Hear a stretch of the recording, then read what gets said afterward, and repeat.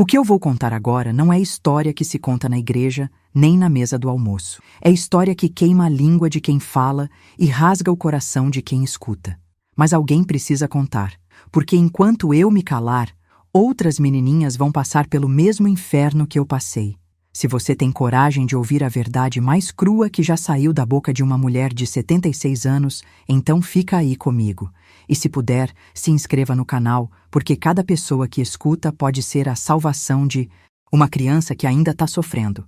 Todo mês nós fazemos sorteios especiais para quem mais comenta e interage, mas só para quem escreve de verdade, para quem tem coragem de falar também sobre essas dores que o mundo insiste em esconder. Mãe era lavadeira, dessas que passava o dia todo com as mãos na água gelada do açude, esfregando roupa alheia para conseguir um punhado de trocados. Meu pai, eu nunca conheci. Diziam que era um dos vaqueiros que passavam pela região, mas isso tanto fazia, porque homem que some antes do filho nascer não faz falta mesmo. Nós morávamos numa casinha de taipa, com chão de terra batida e teto que gotejava quando chovia. Eu tinha 2 irmãs mais velhas, a Conceição e a Aparecida, e um irmão mais novo, o Raimundinho. A comida era pouca, o dinheiro era menos ainda, e a esperança... Ah, minha filha, a esperança tinha secado igual o açude no tempo da seca grande. Foi numa dessas secas bravas, quando eu tinha 8 anos recém-completados, que apareceu na nossa porta a mulher que ia mudar minha vida para sempre. Ela se chamava Dona Zefinha. Era gorda, pintada, cheia de anéis nos dedos e um perfume enjoativo que grudava na garganta da gente. Usava vestido vermelho apertado e sapato de salto alto que fazia barulho no chão de terra como se fosse martelada. Comadre, ela disse para minha mãe com uma voz melosa que não combinava com os olhos duros dela. Vim aqui fazer uma proposta que pode salvar sua família dessa miséria toda. Sentaram na varanda e eu fiquei espiando de dentro de casa, com aquele pressentimento ruim que criança tem quando sente que a vida vai virar de pernas para o ar. Dona Zefinha abriu uma bolsa grande e tirou de dentro um maço de dinheiro que eu nunca tinha visto igual. Notas novas, limpas, que faziam barulho quando ela balançava. Sua menina mais nova, ela disse, olhando para onde eu estava escondida. É bonitinha, esperta, tem jeito de menina fina. Eu posso levar ela para a capital, dar educação, roupa boa, comida na mesa todo dia. Em troca, você fica com isso aqui. E jogou o dinheiro no colo da minha mãe. Vi minha mãe olhar para aquelas notas como quem olha para a salvação. As mãos dela tremiam. Os olhos encheram d'água. E ela ficou ali parada, sem falar nada. Dona Zefinha continuou. Olha, comadre, essa seca vai matar todo mundo de fome. Você tem 4 filhos para criar, e eu tô oferecendo uma chance da menina ter vida melhor. Ela vai morar numa casa grande, vai aprender a ler, vai ser tratada como princesa. Minha mãe me chamou. Francisca, vem cá, minha filha. Fui devagar, com o coração batendo igual tambor de maracatu. A tia aqui quer te levar para morar numa casa bonita. Quer te dar estudo, roupa nova. Você quer ir? Eu era criança. Não entendia de maldade de gente grande. Pensei em comida todo dia, em vestido novo, em não ver mais minha mãe chorando de noite quando pensava que a gente estava dormindo. Quero, mãe, eu disse. E foi como se tivesse assinado minha sentença de morte. No dia seguinte, Dona Zefinha voltou com uma mala pequena. Só leva o necessário, ela disse. Lá ela vai ter roupa melhor. Minha mãe me abraçou tão forte que doeu, mas era uma dor boa de despedida de quem ama. Seja obediente, minha filha. Ela sussurrou no meu ouvido. E nunca esqueça que sua mãe te ama mais que tudo nesse mundo. A viagem para a Fortaleza demorou o dia todo, numa jardineira velha que chacoalhava nas estradas de terra. Dona Zefinha não falou muito comigo durante o caminho. Só ficava olhando pela janela e de vez em quando me dava um doce para eu ficar quieta. Mas eu percebi que quanto mais longe a gente ia da minha casa, mais o sorriso dela ficava diferente, mais falso, mais assustador. Chegamos na capital quando já estava escurecendo. A cidade era muito maior do que eu imaginava, com casas altas, muito movimento, muito barulho. Dona Zefinha me levou para uma rua estreita, cheia de casas grudadas uma na outra, com música alta saindo de alguns lugares e mulheres na porta que se vestiam igual a ela. A casa onde ela parou era grande, de 2 andares, pintada de rosa forte e com umas luzinhas coloridas na frente. Tinha uma placa escrita Pensão Flor da Madrugada, mas naquela hora eu ainda não sabia ler direito. Chegamos, Dona Zefinha disse, e pela primeira vez desde que tinha saído de casa, eu senti medo de verdade. Por dentro, a casa era ainda mais estranha. Tinha tapete vermelho no chão, cortinas pesadas nas janelas, móveis enfeitados demais. Cheirava a perfume misturado com cigarro e alguma coisa azeda que eu não sabia o que era. Tinha mulheres sentadas na sala, todas pintadas, todas com roupas, justas e decotadas, todas me olhando com um jeito que me deu arrepio. Meninas, Dona Zefinha anunciou. Essa aqui é a Francisca. A partir de hoje ela vai morar aqui com a gente. Uma das mulheres, uma morena alta com dentes de ouro, riu de um jeito que não tinha graça nenhuma. Novinha assim? Tá começando cedo, hein, Zefinha? Dona Zefinha me levou para um quarto pequeno no fundo da casa. Tinha uma cama estreita, um armário velho e uma janela pequena com grades. Esse é seu quarto, ela disse. Amanhã a gente conversa sobre suas obrigações aqui. Por hoje, descanse, que você vai precisar. Fiquei sozinha naquele quarto, sentada na cama, olhando para as grades da janela. Foi aí que comecei a entender que alguma coisa estava muito errada. Que casa era aquela onde as mulheres ficavam acordadas a noite toda, onde chegava homem o tempo todo, onde tinha música alta até de madrugada? E por que meu quarto tinha grades na janela se eu era hóspede? Durante a noite, escutei barulhos estranhos vindo dos outros quartos. Gemidos, risadas, gritos abafados, o som de camas balançando. Não entendia o que era aquilo, mas sentia que era alguma coisa que não devia ser feita. Alguma coisa suja. Alguma coisa que me dava nojo só de ouvir. Isso. A partir de hoje, você não é mais aquela caipirinha de roça. Agora você é menina da cidade. Me levou para uma sala onde tinha outras meninas, todas mais ou menos da minha idade, todas vestidas igual a mim. Algumas choravam baixinho, outras ficavam quietas, como bichos assustados. Dona Zefinha bateu palma para chamar atenção. Meninas, vocês estão aqui porque suas famílias não tinham condições de cuidar de vocês. Eu salvei vocês da miséria, da fome, da vida ruim. Agora, vocês têm teto, comida, roupa, mas nada nessa vida é de graça. Vocês vão ter que retribuir essa generosidade trabalhando para mim. Que tipo de trabalho? Uma menina loirinha perguntou com a voz tremendo. Dona Zefinha sorriu, mas era um sorriso que gelava o sangue da gente. Vocês vão aprender a agradar os senhores que vêm aqui. Vão ser bonzinhas, obedientes, vão fazer tudo o que eles mandarem. E se fizerem direitinho, vão ser bem tratadas. Se não... Ela não terminou a frase, mas o jeito que... Olhou para a gente e disse tudo. Foi nesse momento que eu entendi onde tinha chegado. E foi nesse momento que a menina inocente que tinha saído da casa da mãe começou a morrer por dentro. Quando estava com vontade de chorar. Homem gosta de mulher que sabe agradar, ela dizia. E vocês vão aprender a agradar desde novinhas. Tinha uma das mulheres da casa, a Valdira, que tinha sido trazida pequena igual a nós, e agora era uma das veteranas. Ela nos ensinava coisas que criança de 8 anos não devia nem saber que existia. Como tocar homem, como deixar homem tocar na gente, como fingir que estava gostando mesmo quando doía e dava nojo. Se vocês não aprenderem direito, ela dizia, Dona Zefinha vai dar vocês para os homens mais brutos, aqueles que machucam de propósito. A comida era pouca e ruim.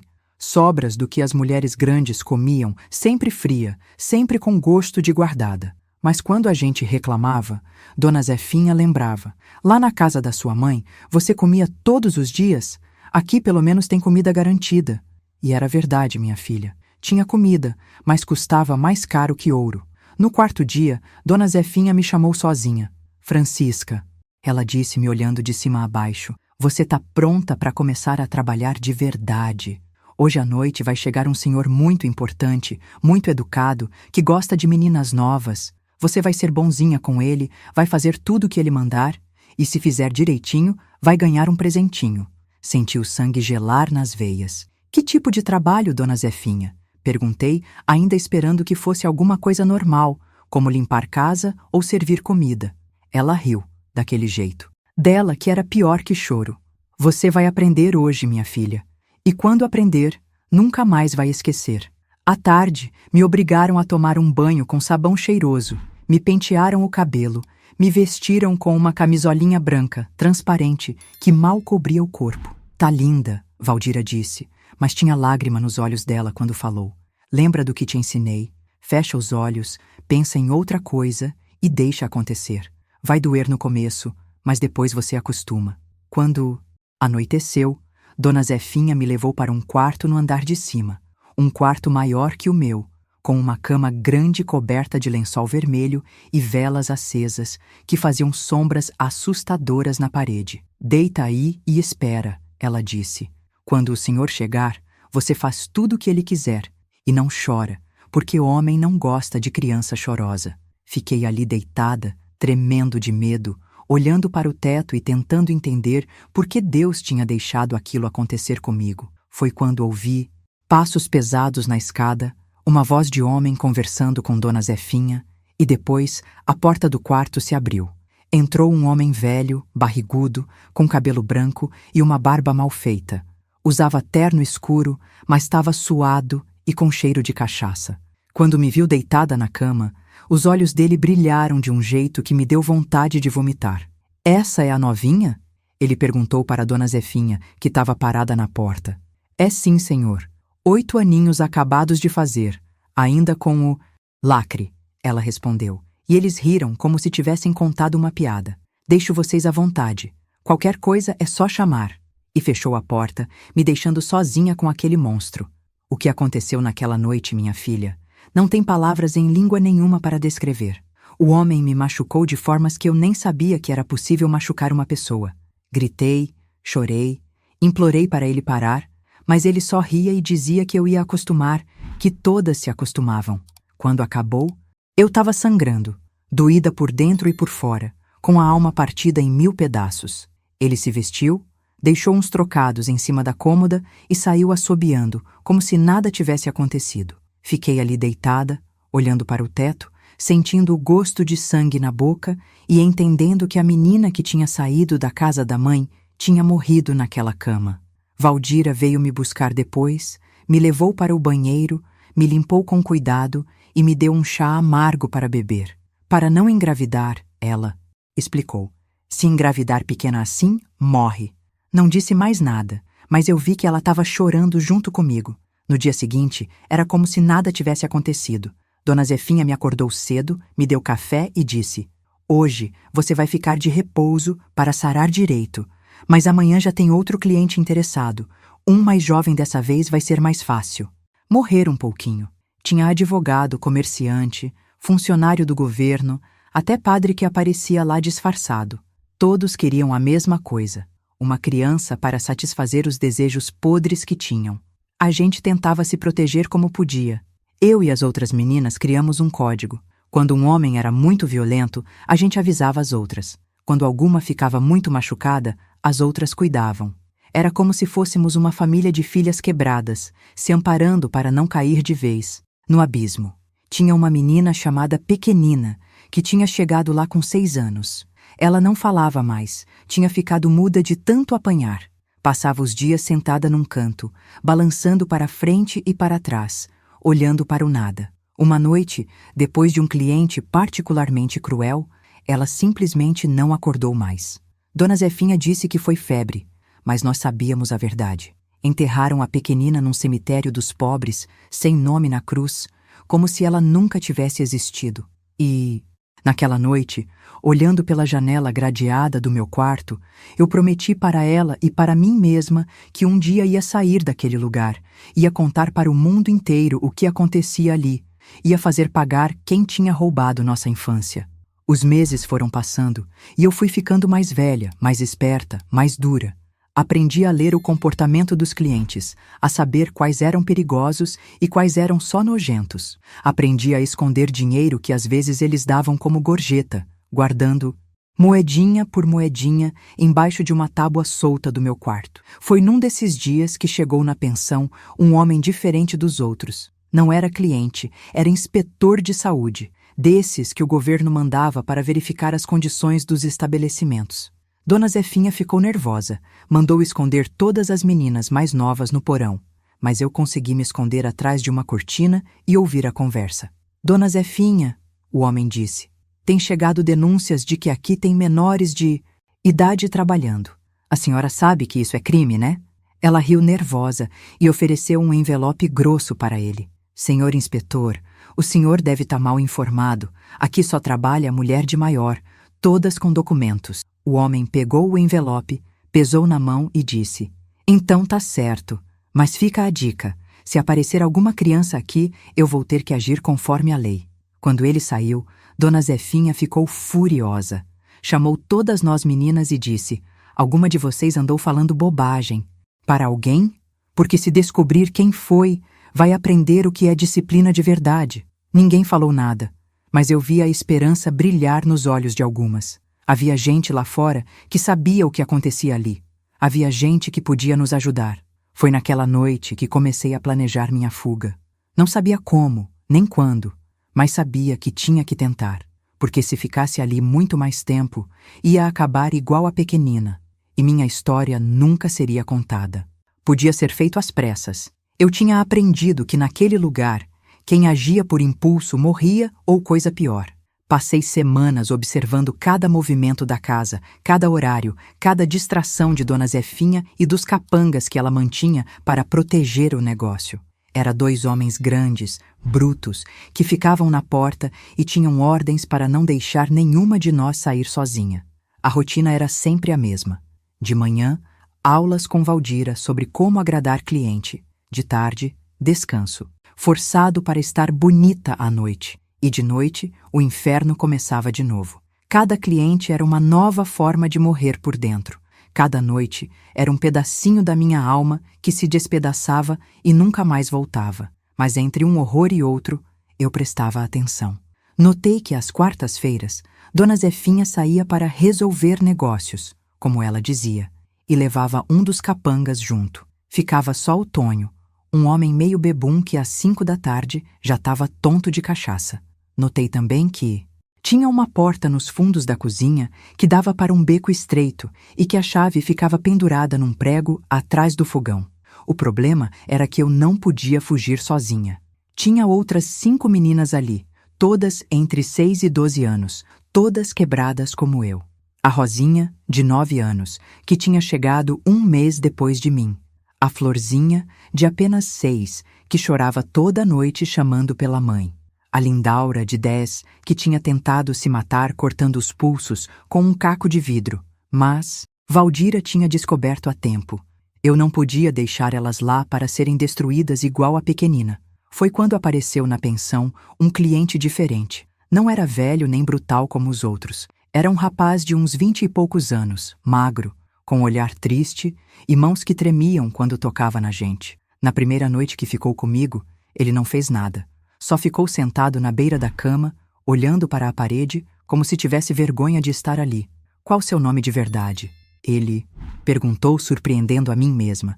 Ninguém nunca tinha perguntado isso. Francisca, respondi baixinho. E o seu? Antônio? Ele disse. Sou seminarista. Ou era, não sei mais o que sou. E começou a chorar igual criança perdida. Tinha fugido de lá e agora não sabia o que fazer da vida. Francisca, ele disse numa dessas noites, isso aqui não é vida para criança. Você sabe disso, né? Olhei para ele e vi que era diferente dos outros homens que frequentavam aquele lugar. Tinha bondade nos olhos, tinha dor de verdade, não prazer doentio. Eu sei, respondi. Mas como é que eu saio daqui? E as outras meninas? Foi aí que Antônio me contou uma coisa que mudou tudo. Tem um padre na igreja do centro, o padre Miguel, que ajuda meninas que fogem de lugares como esse. Ele tem uma casa onde vocês podem ficar até arranjar família que queira adotar, ou até crescerem o suficiente para se virar sozinhas. Senti meu coração disparar. Mas como é que a gente chega lá? Antônio pensou um tempo. Na próxima quarta-feira, quando Dona Zefinha sair, Eu arranjo uma carroça. Vocês saem pela porta dos fundos e eu levo todas para a igreja. Mas tem que ser rápido, porque quando ela descobrir, vai mandar os capangas atrás. Passei os dias seguintes preparando as outras meninas. Não podia contar tudo, porque criança assustada fala demais, mas fui preparando elas devagar. Ô Rosinha, se um dia a gente pudesse sair daqui, você queria ir? Claro que sim, Francisca. Mas isso é sonho, né? Talvez não seja só sonho. Na terça-feira antes da fuga, aconteceu uma coisa terrível que quase acabou com nossos planos. Chegou na pensão um homem que eu nunca tinha visto, mais velho, mais bem vestido que os clientes normais. Dona Zefinha ficou toda derretida com ele, chamando de doutor e oferecendo as melhores meninas. Ele escolheu a Florzinha, a de 6 anos. E minha filha, o que ele fez com aquela criança foi pior que tudo que eu já tinha visto naquele lugar. Os gritos dela ecoaram pela casa inteira, gritos de dor que gelavam o sangue de qualquer pessoa com coração. Quando ele saiu do quarto, a Florzinha estava desmaiada, sangrando muito, respirando fraco. Valdira tentou cuidar dela, mas não teve jeito. A menina morreu na madrugada, nos braços dela, sussurrando "Mamãe", com o último fôlego. Dona Zefinha ficou furiosa, não porque a menina tinha morrido, mas porque tinha perdido mercadoria. "Esse desgraçado me deve o dinheiro dela", ela resmungou, como se falasse de um animal que morreu. Enterraram a Florzinha igual fizeram com a pequenina, sem nome, sem choro, sem nada. Mas dessa vez eu não consegui só chorar. Dessa vez a raiva tomou conta de mim feito fogo, tomando mata seca. Aquela criança de 6 anos tinha morrido por culpa de monstros que pagavam para destruir vidas e por culpa de uma mulher que vendia almas como se fossem sacos de farinha. Na quarta-feira, chegou o dia da fuga. Dona Zefinha saiu como sempre, levando o capanga junto. O Tonho ficou bebendo na cozinha, já tonto desde cedo. Antônio apareceu às 5 da tarde, disfarçado de entregador, com uma carroça de verduras na frente da casa. Juntei as 4 meninas que sobravam. "Escuta bem", disse para elas. "A gente vai sair daqui agora. Não pergunta nada, não faz barulho, só segue. E se alguém perguntar alguma coisa na rua, vocês são minhas irmãs, e a gente tá indo visitar a vovó." Elas me olharam com os olhos arregalados, mas obedeceram. Pegamos as poucas coisas que tínhamos, principalmente o dinheiro que eu tinha escondido embaixo da tábua.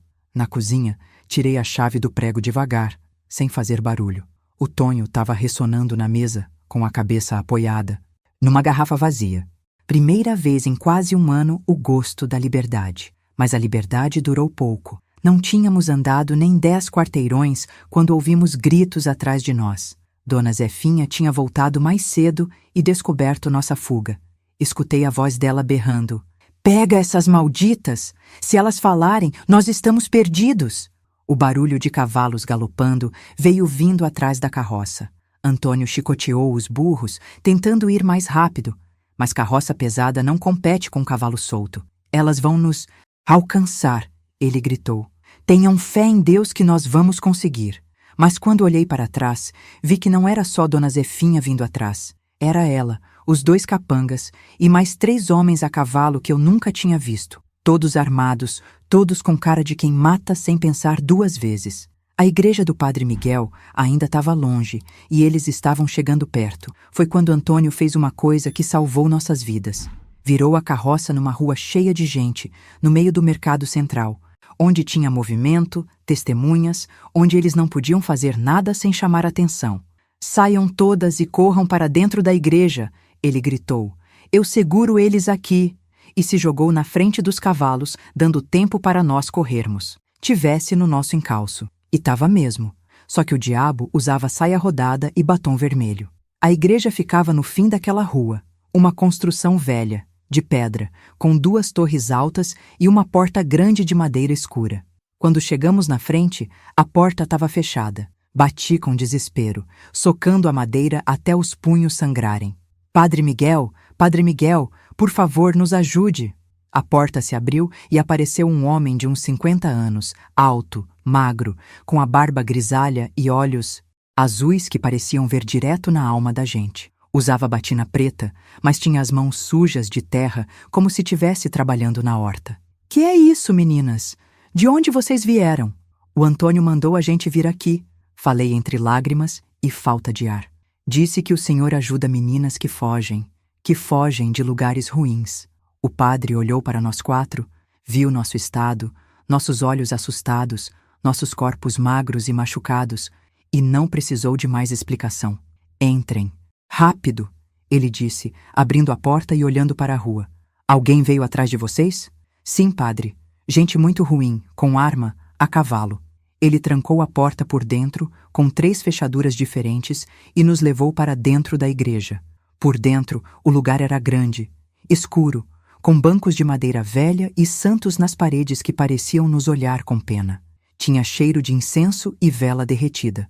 Um cheiro que me lembrou da igreja pequena da minha cidade, onde minha mãe me levava, quando eu era pequena, antes de tudo virar o inferno que virou. Sentem aqui, o padre disse, apontando para o primeiro banco. Respirem fundo e me contem o que aconteceu. Foi difícil falar, porque como é que uma menina de 9 anos explica para um padre os horrores que passou? Mas eu tentei. Contei do bordel, da dona Zefinha, dos homens que pagavam para machucar criança, da pequenina e da florzinha que morreram. Padre Miguel escutou tudo em silêncio, e a cada palavra que eu falava, via a raiva crescer nos olhos dele. Não era raiva contra nós, era raiva contra quem tinha feito aquilo conosco. Quando terminei, ele ficou um tempo calado, só olhando para as próprias mãos. Minha filha, ele disse finalmente, vocês são muito corajosas. O que fizeram hoje salvou não só as vidas de vocês, mas de todas as outras meninas que ainda vão ser levadas para aquele lugar maldito. O Senhor vai nos mandar de volta? Perguntou a Rosinha com a voz tremendo. Jamais, o padre respondeu firme. Vocês estão em casa de Deus agora, e ninguém vai tirar vocês daqui. Mas primeiro, vamos cuidar dos ferimentos de vocês, dar comida e banho. Depois conversamos sobre o futuro. Ele nos levou para uma casa pequena que ficava nos fundos da igreja, onde morava uma mulher idosa chamada Dona Benedita. Ela era magra, baixinha, com cabelo branco preso num coque e mãos calejadas de tanto trabalhar. Quando viu nós 4, começou a chorar. Meu Deus do céu, ela murmurou. Que fizeram com essas crianças? Sem mais palavra, ela preparou banho morno para todas nós, com sabão cheiroso de verdade, pano limpo e toalhas macias. Foi a primeira vez em quase 1 ano que me senti limpa de verdade, não só por fora, mas um pouquinho por dentro também. Dona Benedita nos deu roupas limpas, vestidos simples, mas dignos, e comida de verdade, arroz, feijão, carne assada, fruta doce. Comemos até não aguentar mais, e depois dormimos numa cama limpa, com lençol cheiroso e cobertor macio. As 4 juntas, abraçadas, como irmãs que sempre fomos na dor. No dia seguinte, descobrimos o que tinha acontecido com Antônio. Padre Miguel veio conversar conosco com o rosto triste. O rapaz que ajudou vocês, ele disse, está vivo, mas foi espancado pelos capangas da dona Zefinha. Está no hospital, mas vai ficar bom. Senti alívio, mas também culpa. Aquele homem bom tinha apanhado por nossa causa. E agora, padre? Perguntei. O que vai acontecer com a gente? Ele sentou ao nosso lado e explicou. Vou escrever cartas para famílias católicas da cidade, famílias boas que podem adotar vocês. Mas enquanto isso não acontece, vocês ficam aqui comigo e com Dona Benedita. Vão estudar, vão ter infância de verdade, vão esquecer esses horrores. Mas esquecer, minha filha, isso eu nunca consegui. Os pesadelos vinham toda noite. O medo de homem demorou anos para passar. E a raiva contra Dona Zefinha e todos os monstros que frequentavam aquele lugar nunca saiu do meu peito. Mas ali na casa do padre, pelo menos eu pude começar a cicatrizar as feridas mais fundas. Padre Miguel era diferente de todo homem que eu tinha conhecido. Ele nos tratava como filhas, nos ensinava a ler e escrever, contava histórias da Bíblia, nos mostrava que nem todo homem era bicho. E mais importante, ele acreditava que nós podíamos ter futuro, que não estávamos marcadas para sempre pelo que tinha acontecido. 3 semanas depois da nossa fuga, apareceu na igreja uma família querendo adotar uma menina. Era um casal de comerciantes, sem filhos, que tinham ouvido falar do trabalho do padre. Escolheram a Lindaura, que era a mais velha de nós. Eu chorei quando ela foi embora, mas era choro de alegria, porque ela ia ter família de verdade. Uma por uma, As meninas foram sendo adotadas. A Rosinha foi para uma família de fazendeiros bonzinhos do interior. A última foi a Conceição, que era mais nova, foi para uma família de professores. E eu fiquei sozinha com Padre Miguel e Dona Benedita. Por que ninguém me quer? Perguntei um dia, já com 10 anos. Padre Miguel me olhou com carinho. Francisca, minha filha, não é que ninguém te quer. É que Deus tem outros planos para você. Você tem uma força dentro de você que as outras não têm. Você vai fazer coisas grandes nessa vida. Foi quando ele me contou sobre a vida religiosa, sobre as freiras que dedicavam a vida inteira a cuidar de pessoas que sofriam. Você já passou pelo inferno, ele disse, e agora pode ajudar outras pessoas a saírem dele também. Quer pensar nisso? Queria entrar para o convento, não por vocação religiosa. Naquela época, eu ainda tinha raiva de Deus por ter deixado tudo aquilo acontecer, mas por sede de justiça. Mas antes de me tornar freira, tinha uma coisa que eu precisava fazer. Uma promessa que tinha feito para a pequenina e para a Florzinha, naquelas noites escuras no bordel. Eu precisava denunciar Dona Zefinha. Precisava fazer ela pagar pelo que tinha feito. E se você está me acompanhando até aqui, entende que essa história ainda não acabou. Ainda falta contar como uma menina de 12 anos conseguiu derrubar uma rede inteira de gente poderosa. Se inscreva no canal para não perder essa parte e me conta nos comentários. Você tem coragem de lutar por justiça mesmo quando todo mundo é contra você? Porque às vezes é isso que separa os covardes dos heróis. Mas Padre Miguel tinha conexões que uma menina de 12 anos nunca poderia ter. Ele conhecia jornalistas honestos, promotores que não se vendiam, policiais que ainda tinham vergonha na cara. E foi através dessas pessoas que descobrimos a verdade podre que sustentava aquele império de horror. O bordel da Dona Zefinha não era só um negócio dela. Era parte de uma rede que envolvia gente importante de Fortaleza.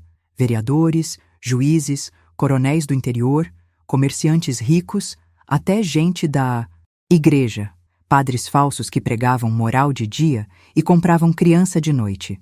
Todos sabiam, todos se calavam, muitos participavam. Francisca, Padre Miguel me disse numa conversa séria, o que você quer fazer é perigoso.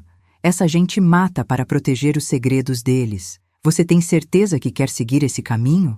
Olhei para ele e respondi com a voz firme que tinha aprendido no sofrimento. Padre, se eu não falar por aquelas meninas que morreram, quem vai falar? A primeira pessoa que nos ajudou foi um jornalista chamado Tomás Guerreiro, homem íntegro que escrevia para um jornal pequeno mas corajoso. Ele veio na igreja numa tarde de domingo, depois da missa, e ouviu minha história completa. Anotou tudo num caderno, fez perguntas difíceis que me fizeram reviver cada horror, mas que eram necessárias para construir uma denúncia sólida. Menina, ele disse quando terminei, sua história sozinha não vai derrubar essa gente. Precisa de mais testemunhas, de provas, de documentos. Você tem coragem de ajudar a conseguir isso? Respondi que sim, sem nem pensar 2 vezes, porque a raiva que eu carregava no peito era maior que qualquer medo. Foi aí que começou a parte mais perigosa da nossa missão. Com a ajuda de Antônio, que tinha se recuperado das surras e agora trabalhava com Padre Miguel, começamos a investigar outros bordéis da cidade, outros lugares onde crianças eram exploradas. Descobrimos que a rede era muito maior do que imaginávamos. Antônio se disfarçava de cliente e visitava os lugares, anotando nomes, horários, faces. Descobrimos 3 outros bordéis que funcionavam igual ao da Dona Zefinha, mais 2 lugares onde vendiam meninas para famílias ricas que queriam empregadas especiais. E até uma casa onde faziam leilões de crianças para clientes estrangeiros. A investigação levou meses. Durante esse tempo, eu estudava com Dona Benedita. Aprendia a ler e escrever melhor. Decorava orações, me preparava para entrar no convento. Mas de noite, quando todo mundo dormia, eu e Padre Miguel planejávamos como derrubar aquela rede maldita. Foi quando descobrimos a informação que mudou tudo. Antônio conseguiu se infiltrar numa reunião secreta onde os donos dos bordéis se encontravam para dividir territórios e acertar preços. E adivinhe quem estava lá organizando tudo? O próprio delegado de polícia da região, o Dr. Severino Cavalcante, homem respeitado, casado, pai de família, que de dia prendia ladrão de galinha e de noite comprava criança para estuprar. Agora entendo por que nossas denúncias nunca davam em nada, Padre Miguel disse quando soube da descoberta. O próprio delegado que deveria investigar é quem comanda tudo. Mas em vez de desanimar, aquilo me deu mais força. Finalmente, sabíamos quem era o chefe da cobra, e era a cabeça que precisávamos cortar. Tomás Guerreiro conseguiu a prova final através de um contato que tinha no cartório. Documentos que mostravam como o delegado registrava as crianças sequestradas como órfãs abandonadas e depois as doava para os bordéis como se fosse caridade. Tudo legal no papel, tudo podre na essência. O plano para derrubar a rede foi elaborado durante semanas. Não podíamos contar com a polícia local, porque era comandada pelo próprio criminoso. Então, Padre Miguel usou suas conexões na capital, conseguiu contato com o promotor federal, homem íntegro que estava investigando corrupção no interior. Marcamos uma operação para uma sexta-feira de madrugada. A Polícia Federal viria de Brasília, junto com promotores e jornalistas de jornais grandes. Iam investigar todos os locais ao mesmo tempo, prender os culpados, libertar as crianças. E eu seria a testemunha principal, a voz das meninas que não puderam falar. Na quinta-feira antes da operação, aconteceu o impensável. Alguém avisou o delegado Severino sobre nossos planos. Não sabemos quem foi. Se foi algum policial corrupto, se foi político envolvido, se foi padre falso. Mas eles descobriram tudo. Às 3 da manhã de quinta para sexta, acordei com Dona Benedita me chacoalhando. Francisca, acorda! Tem homens armados cercando a igreja. Olhei pela janela e vi o que me gelou o sangue. Eram os mesmos capangas da Dona Zefinha, mais alguns outros que eu não conhecia. Todos com armas, todos esperando a gente sair. Padre Miguel veio correndo. Eles sabem de tudo, ele disse. Consegui mandar recado para o promotor federal, mas ele só... Chega amanhã. Temos que resistir até lá. Resistir como? Se éramos só uma menina de 12 anos, um padre, uma velha e um ex-seminarista contra uma dúzia de assassinos armados. Foi quando descobri que Padre Miguel não era só um homem de Deus, era também um homem que sabia se defender. Do armário da sacristia, tirou 2 espingardas velhas e munição. Aprendi a atirar quando era jovem, ele explicou. Nunca pensei que fosse precisar usar essas habilidades em casa de Deus. O cerco durou a noite inteira. Eles não atacavam porque sabiam que tinha gente importante vindo investigar, e matar todo mundo dentro de uma igreja ia chamar atenção demais. Mas também não deixavam ninguém sair. Era uma guerra de nervos, esperando para ver quem chegava primeiro, a salvação ou a morte. Durante aquela noite terrível, sentada no chão da igreja com uma espingarda nas mãos, sim, Padre Miguel me ensinou a atirar também, eu entendi uma coisa. A luta entre o bem e o mal não é história de livro, é coisa real que acontece todo dia, e às vezes a gente tem que escolher de que lado quer ficar. Francisca, Padre Miguel disse numa pausa entre os tiros que vinham de fora. Se algo acontecer comigo, você promete que não vai desistir? Promete que vai continuar lutando por essas crianças? Prometi, mas rezando para que não precisasse cumprir sozinha. Quando o sol começou a nascer, ouvimos o barulho que salvou nossas vidas. Sirenes, muitas sirenes, carros da Polícia Federal, do Ministério Público, até do Exército. A operação que deveria ter sido secreta virou uma invasão, e não tinha capanga no mundo que fosse enfrentar o governo federal. Os homens que nos cercavam fugiram igual barata quando acende a luz. Em poucos minutos, a igreja estava cheia de gente da lei, todos querendo ouvir minha história, todos querendo saber detalhes que podiam ajudar a prender os culpados. E foi assim que uma menina de 12 anos, que tinha sido vendida por um saco de arroz, aos 8, ajudou a desmantelar a maior rede de exploração infantil do Nordeste. Mas minha filha, a vitória custou caro, e nem sempre justiça significa final feliz para todo mundo. Criminosos. Os jornais de todo o país estamparam a notícia na primeira página. Menina herói derruba rede de pedófilos no Ceará. Mas entre ser herói no jornal e viver as consequências da heroísmo, há uma distância que dói na alma. A primeira consequência veio 3 dias depois da operação, quando descobrimos que Antônio tinha desaparecido. Saiu de casa para comprar remédio para dor de cabeça e nunca mais voltou. Encontraram o corpo dele numa estrada de terra, a 20 quilômetros daí. Cidade, com marcas de tortura que mostravam que ele tinha sofrido muito antes de morrer. Não conseguiram provar quem matou, mas todo mundo sabia. Os tentáculos da rede ainda estavam vivos, mesmo com a cabeça cortada. Ainda tinha gente poderosa protegendo os interesses sujos, gente que queria mandar recado. Quem mexe com nossos negócios paga com a vida. Chorei Antônio como se fosse meu irmão mais velho. Ele tinha salvado minha vida, tinha me dado esperança quando eu só via escuridão. Tinha morrido para que outras crianças não passassem pelo que eu passei. No velório dele, prometi na frente do caixão que sua morte não seria em vão, que eu ia continuar a luta que ele tinha começado. A segunda consequência foi descobrir que alguns dos presos já estavam sendo soltos. Os advogados caros que eles contrataram conseguiram habeas corpus, alegando irregularidades na operação, falta de provas, vícios no processo. Em 2 semanas, metade dos criminosos estava na rua de novo, livres para continuar seus negócios sujos. É assim que funciona a justiça no Brasil, Tomás Guerreiro me explicou, com amargura na voz. Quem tem dinheiro compra liberdade, quem tem poder compra silêncio. Nossa vitória foi só temporária, mas eu não podia aceitar isso. Não depois de tudo que tinha passado, não depois da morte do Antônio. Foi quando o Padre Miguel me apresentou a Madre Superior do Convento das Irmãs da Misericórdia, uma mulher impressionante chamada Irmã Teodora. Ela tinha uns 60 anos, era alta, magra, com olhos verdes que pareciam ver através das pessoas. Tinha dedicado a vida inteira a cuidar de meninas abandonadas e sabia da minha história pelos jornais. Francisca, ela me disse na nossa primeira conversa, você tem 2 escolhas na vida. Pode deixar o ódio te consumir e virar uma pessoa amarga, ou pode transformar sua dor em instrumento de salvação para outras pessoas. Qual você escolhe? Não precisei pensar muito. Quero salvar outras. Pessoas, madre. Entrei para o convento aos 13 anos, a mais jovem postulante que eles já tinham recebido.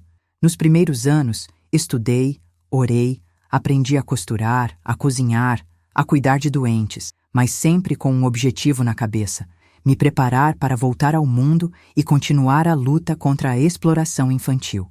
Durante o noviciado, descobri que tinha jeito para estudar. Irmã Teodora conseguiu que eu fizesse o ginásio por correspondência, depois o científico, e quando fiz 18 anos, ela me apresentou uma proposta que mudou minha vida. Francisca, você quer estudar direito? A igreja pode pagar seus estudos e depois você pode usar esse conhecimento para defender crianças que passaram pelo que você passou. Foi assim que me tornei a primeira freira advogada do Ceará. Estudei de dia, trabalhava no convento de tarde e de noite planejava como voltar à luta. Porque enquanto eu estava me formando, as notícias que chegavam da cidade eram desanimadoras. Os bordéis tinham voltado a funcionar, as redes de exploração se reorganizaram, e novos delegados corruptos ocuparam o lugar do Severino. Meninas sofrem lá fora. De que serve toda a minha preparação?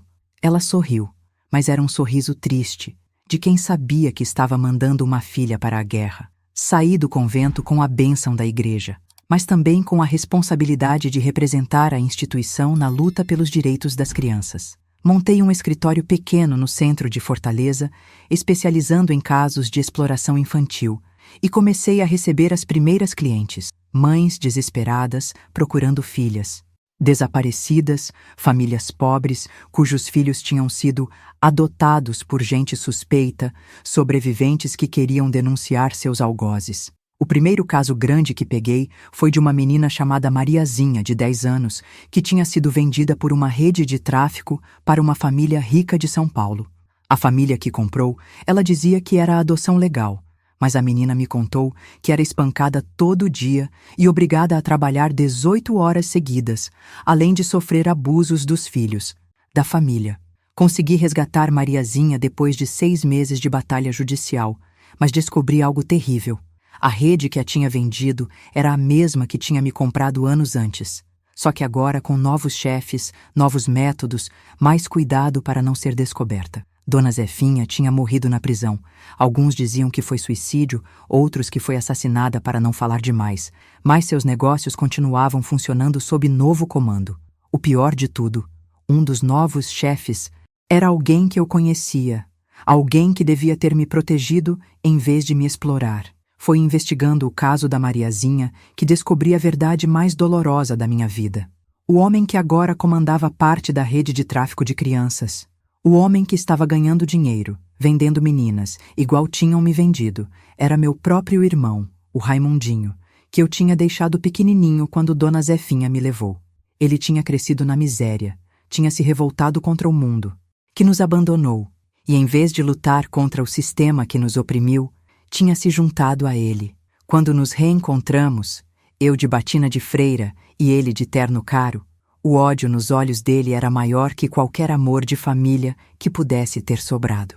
Irmã Francisca, ele disse, com desprezo na voz, a santinha que virou famosa, destruindo os negócios da família. Você sabe que nossa mãe morreu de vergonha quando soube que a filha tinha virado freira e delatora? Aquelas palavras me acertaram como punhaladas, mas não me quebraram. Eu já tinha aprendido que às vezes a justiça machuca até quem a gente ama. Raimundo, respondi, você escolheu virar exatamente igual aos homens que nos destruíram. Escolheu ganhar dinheiro com o sofrimento de crianças como nós fomos. E se você não parar, eu vou te parar. Ele riu com escárnio. Tenta, irmãzinha. Vamos ver se sua fé é mais forte que meu dinheiro. E foi assim que começou a guerra mais dolorosa da minha vida. Irmão contra irmã, passado contra presente, a menina que sobreviveu contra o menino que se corrompeu. Uma guerra que ia testar não só minha fé, mas minha própria humanidade. Por trás de tudo isso estava o mesmo comércio maldito de sempre: comprar, vender e destruir crianças. Ele tinha aprendido com os erros da rede antiga. Não concentrava tudo num lugar só. Espalhava as atividades por várias cidades. Não usava bordéis óbvios, usava casas discretas, hotéis de beira de estrada, até fazendas no interior. E, principalmente, tinha comprado proteção cara. Delegados, promotores, juízes, todos no bolso dele. A primeira batalha que travamos foi pelo caso da Mariazinha. Ele tinha toda a documentação legal, provando que a adoção era legítima.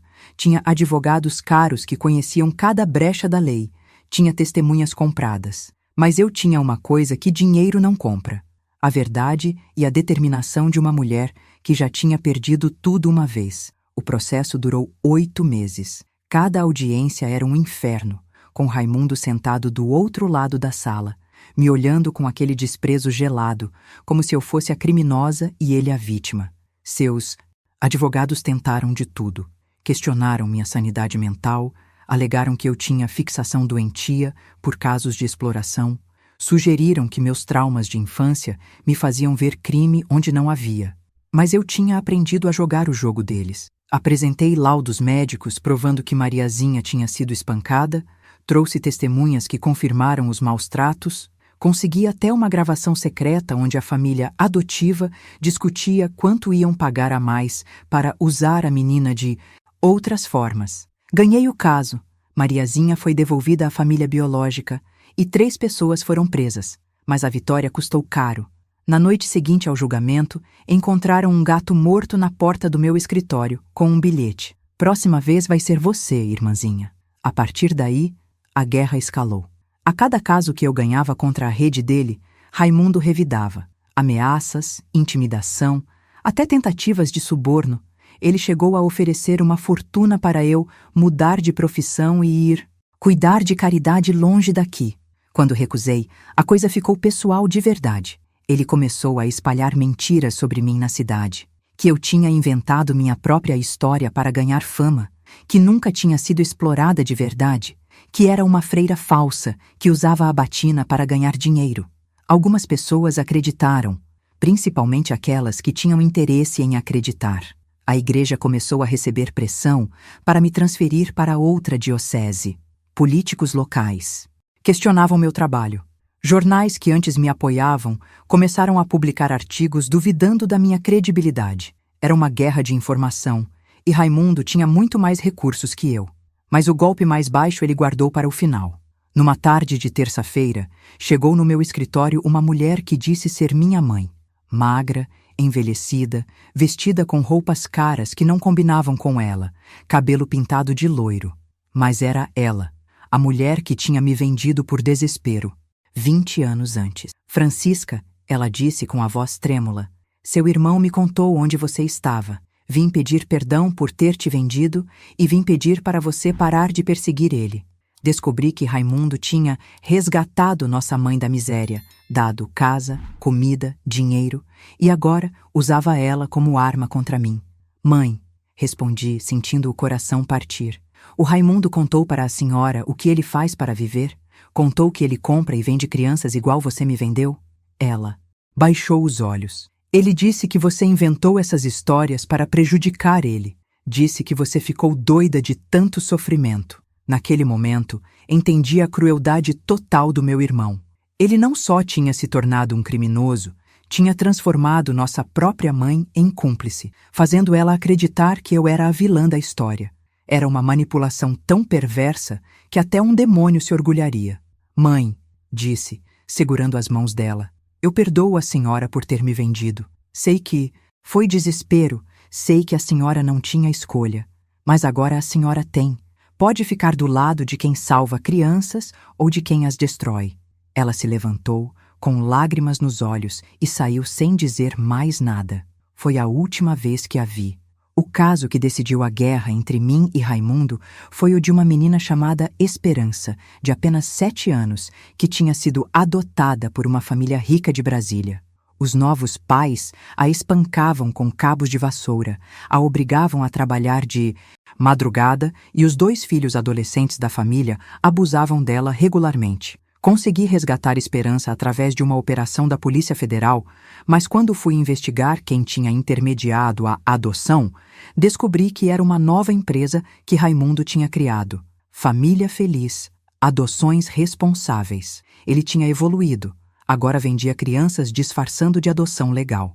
Foi quando tomei a decisão mais difícil da minha vida: denunciar meu próprio irmão para a Polícia Federal, sabendo que isso ia destruir o que restava da nossa família, mas sabendo também que era a única forma de parar a máquina de horror que ele tinha criado. A operação contra Raimundo foi planejada durante meses. Consegui infiltrar um investigador na empresa dele, gravei conversas onde ele negociava preços de crianças, documentei toda a rede de corrupção que ele mantinha. Tinha provas suficientes para prender ele e mais 50 pessoas envolvidas no esquema. Na manhã da operação, fiz algo que talvez tenha sido o maior erro da minha vida. Fui até a casa dele para dar uma última chance. Queria olhar nos olhos do menino que um dia foi meu irmãozinho e perguntar se não restava nada de bom nele. Encontrei ele tomando café na varanda, lendo jornal, como se fosse um homem comum levando uma vida comum. Quando me viu, não demonstrou surpresa. Vim se despedir, irmãzinha. Soube que hoje é o grande dia da operação. Senti o sangue gelar. Se ele sabia da operação, significava que alguém tinha vazado de novo. Como você soube? Perguntei. Ele riu, aquele riso sem alma que tinha desenvolvido. Francisca, você ainda é muito inocente. Metade dos policiais que vão te ajudar hoje trabalham para mim. A outra metade vai ter um probleminha de última hora e não vai aparecer. Raimundo, disse, pela última vez tentando apelar para o que sobrava de humanidade nele. Ainda é tempo de parar. Entregue-se, colabore com a justiça. Pelo menos, salve sua alma. Ele se levantou, veio até perto de mim e sussurrou no meu ouvido. Minha alma eu vendi há muito tempo, irmãzinha, por um preço bem melhor que um saco de arroz. Foi nesse momento que soube que tinha perdido meu irmão para sempre. E foi nesse momento que entendi que, às vezes, fazer justiça significa aceitar que algumas pessoas escolhem ser irredutivelmente más e que nossa obrigação é proteger as vítimas delas, mesmo que isso signifique destruir quem um dia amamos. Operação que deveria prender Raimundo e sua rede foi um desastre, como ele tinha previsto. Dos 20 policiais que deviam participar, só apareceram 5. Dos 5 que apareceram, 2 sumiram durante a ação com desculpas esfarrapadas. Os 3 que restaram conseguiram prender apenas os pequenos criminosos, os peixes pequenos que Raimundo usava como escudo. Ele próprio tinha desaparecido na madrugada, levando os arquivos da empresa, os computadores, todo o dinheiro. Deixou apenas um bilhete na mesa do escritório, para minha irmã querida. Algumas guerras não se vencem com leis. Beijos, Raimundo. Pensei que tinha falhado, que todos os anos de luta tinham sido em vão, que as crianças continuariam sofrendo porque eu não consegui parar o próprio irmão. Chorei 3 dias seguidos, sozinha no meu escritório, questionando se valia a pena continuar lutando contra um sistema podre até o osso. Foi quando apareceu na minha porta uma mulher jovem, de uns 25 anos, bem vestida, carregando uma pasta de documentos. Irmã Francisca? Ela perguntou. Meu nome é Valdira Mendes. Trabalhava para seu irmão. Vim entregar uma coisa que pode interessar a senhora. Era a mesma Valdira que tinha me ensinado a sobreviver no bordel da Dona Zefinha. 20 anos antes. Tinha conseguido sair daquela vida, estudar, virar secretária. E, por ironia do destino, tinha ido trabalhar para Raimundo sem saber que ele era meu irmão.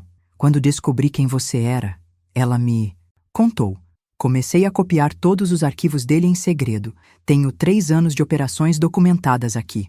A pasta que ela trouxe era uma bomba nuclear. Nomes, datas, valores, fotos, contratos falsos, contas bancárias, tudo o que precisávamos para destruir não apenas Raimundo, mas toda a rede nacional que ele coordenava. Por que você está fazendo isso? Perguntei. Porque você me salvou uma vez, ela respondeu, mesmo sem saber. Sua coragem naquela época me deu forças para sair do buraco. Agora é minha vez de retribuir. Com os documentos da Valdira, montamos uma nova operação, dessa vez com a Polícia Federal de Brasília, longe da corrupção local. Levou 6 meses de investigação, mas conseguimos mapear uma rede que envolvia 12 estados, mais de 200 crianças traficadas, centenas de criminosos. A operação aconteceu simultaneamente em todo o país, numa madrugada de março. Prenderam 87 pessoas, incluindo 3 deputados federais, 2 desembargadores, um general do exército e dezenas de empresários. Libertaram 150 crianças. Fecharam 43 empresas de fachada. E Raimundo? Encontraram ele numa fazenda no Mato Grosso, tentando fugir para o Paraguai. Quando foi preso, não resistiu, não tentou subornar ninguém. Só disse para os policiais: digam para minha irmã que ela venceu. Dessa vez venceu. O julgamento durou 2 anos. Raimundo foi condenado a 45 anos de prisão, sem direito à redução de pena. Na hora da sentença, ele me olhou de longe, na plateia do tribunal, e acenou com a cabeça. Não sei se era respeito, se era desprezo, se era algum resto de amor fraternal. Nunca mais nos falamos. Nos anos que se seguiram, dediquei minha vida a cuidar das crianças que conseguimos resgatar. Muitas estavam quebradas demais para se recuperar completamente. Outras precisaram de anos de terapia. Algumas nunca conseguiram confiar em adultos de novo. Mas todas tiveram uma segunda chance. E algumas conseguiram construir vidas bonitas. Mariazinha, a primeira menina que salvei, virou professora. Esperança, aquela de 7 anos que foi torturada pela família de Brasília, conseguiu se formar em psicologia e hoje ajuda outras crianças traumatizadas. Valdira abriu uma ONG que localiza crianças desaparecidas. Cada vitória pequena era um sopro de esperança no meu coração cansado. Hoje, aos 76 anos, moro numa casa pequena ao lado do convento onde passei minha juventude. Não sou mais freira. Deixei os votos há 10 anos, quando entendi que minha missão era maior que qualquer instituição. Ainda atendo alguns casos como advogada, mas principalmente escrevo, documento, conto histórias como a que estou contando agora. O Brasil mudou muito desde os anos 1950, quando tudo começou. Hoje tem leis mais rígidas, fiscalização mais severa, punições mais duras para quem explora crianças, mas ainda tem muito chão para andar. Ainda tem rede de tráfico funcionando, ainda tem gente poderosa protegendo criminosos, ainda tem criança sendo vendida como mercadoria. A diferença é que hoje tem mais gente disposta a lutar, mais gente disposta a denunciar, mais gente que entende que proteger criança é responsabilidade de todo mundo. E isso me dá esperança de que um dia, talvez, nenhuma menina de 8 anos precise passar pelo que eu passei. Meu irmão Raimundo morreu na prisão há 5 anos, durante uma briga entre detentos. Alguns disseram que foi acidente, outros que foi ajuste de contas. Eu chorei quando soube da notícia, não pelo criminoso que ele tinha virado, mas pelo menino pequeno que ele foi um dia, antes da vida quebrar ele, igual quebrou a mim. A diferença entre nós dois foi a escolha que fizemos depois de quebrados. Eu escolhi me reconstruir para ajudar outros. Ele escolheu quebrar outros para se vingar do mundo. E essa escolha fez toda a diferença nas vidas de centenas de crianças. Se você chegou até o final desta história, é porque tem algo especial dentro de você, algo que pode fazer a diferença no mundo. Talvez seja coragem para denunciar quando ver alguma criança sofrendo. Talvez seja generosidade para ajudar organizações que protegem menores. Talvez seja sabedoria para ensinar seus filhos que toda criança merece respeito e proteção. Não precisa virar freira nem advogada como eu para fazer diferença. Precisa só lembrar que cada vez que você finge que não vê uma injustiça, você se torna cúmplice dela. E cada vez que você age para proteger uma criança, você honra a memória de todas as que não puderam ser salvas. Obrigada por ter me escutado até aqui. Obrigada por ter tido coragem de olhar de frente para essa dor que muita gente prefere ignorar. Se inscrevam no canal, não só por mim, mas por todas as vozes que ainda precisam ser ouvidas. Compartilhem essa história, comentem o que sentiram, como isso mexeu com vocês. E se conhecem alguma criança que precisa de ajuda, não se calem. Denunciem no Disque 100. Procurem o conselho tutelar da cidade. Falem com autoridades que prestem. Porque cada criança salva é uma vitória contra o mal. Cada denúncia feita é um tijolo na construção de um mundo melhor. Que Deus abençoe cada um de vocês que teve coragem de ouvir essa história até o fim. E lembrem-se sempre, vocês são mais fortes do que imaginam, mais corajosos do que pensam, e mais importantes do que qualquer um já disse. A mudança começa em cada um de nós. Um abraço apertado no coração de vocês. E nunca se esqueçam, enquanto houver uma criança sofrendo em silêncio, nossa luta continua. Porque toda criança merece ter infância, toda criança merece ser protegida e toda criança merece ter alguém que lute por ela. Tchau, meus amores. Até a próxima história que precisar ser contada.